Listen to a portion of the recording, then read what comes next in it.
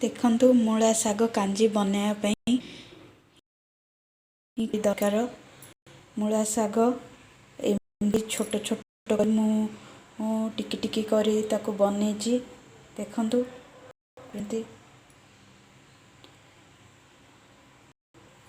इडली रवा गोटे आंबुल पंच फुटण आउ 3टी सुखिला लंका आउ 250 ml पानी। प्रथमे प्रेशर कुकर गरम करी पानी पकाइबा।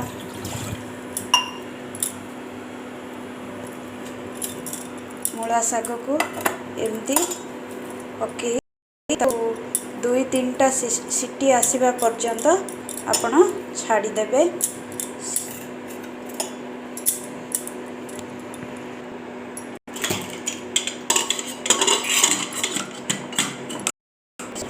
बंद कर देबा।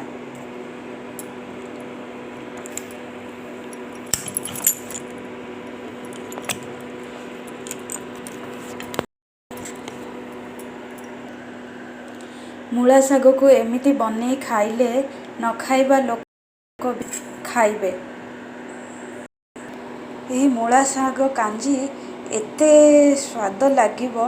आपण माने थरे चेष्टा कर आ कमेंट भी देबे। आपण मानन जदि भल लागे ताले कमेंट देबे, चेष्टा करिवे एटा करिबा पई।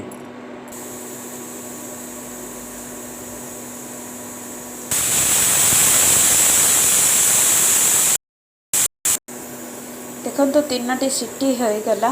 एबे मु ताको ओल्ही दोछि। देखो मुझे या बाहर करदे एथिरे इडली रवा ओके आ गोटे सीटी आसीबा पर्यंत को बसेबी। एथिरे स्वाद अनुसार सॉल्ट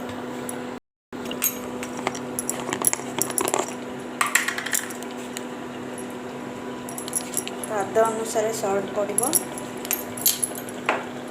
आ गोटे आंबुल भी एथिरे छाड़ी दे आ गोटे सीटी आसीबा पर्यंत आपण या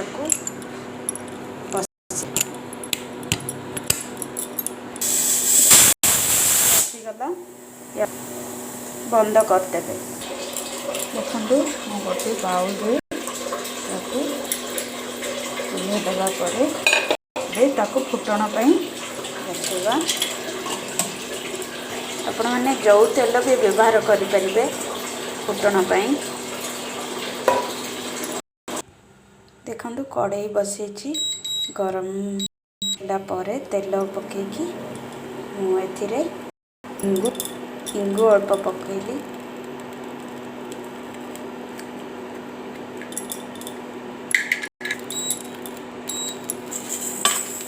आउ पंच फुटण पकई टे फुटिबा पर्यंत ताको छाड़िबे। देखो फुटीगला।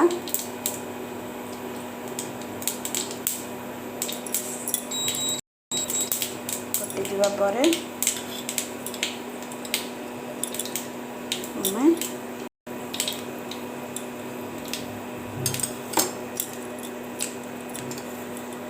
याको एथिरे पकेइला। एटा कम समय रे तैयारी है एते टेस्टी लगे। आपण एमिति देखंदु याको एमिति रहिबो। एतिकी पतला रहिबो। आपण माने बनेई कमेंट करी कहिबे एटा बहुत इजी आउ टेस्टी लगे। ए शीत दिन रे खाइबा पई भल भी लागिबो। आपण माने कमेंट माध्यम रे निश्चय नेबे। वर्तमान रेडी हो गला गरमा गरम मूला साग कांजी।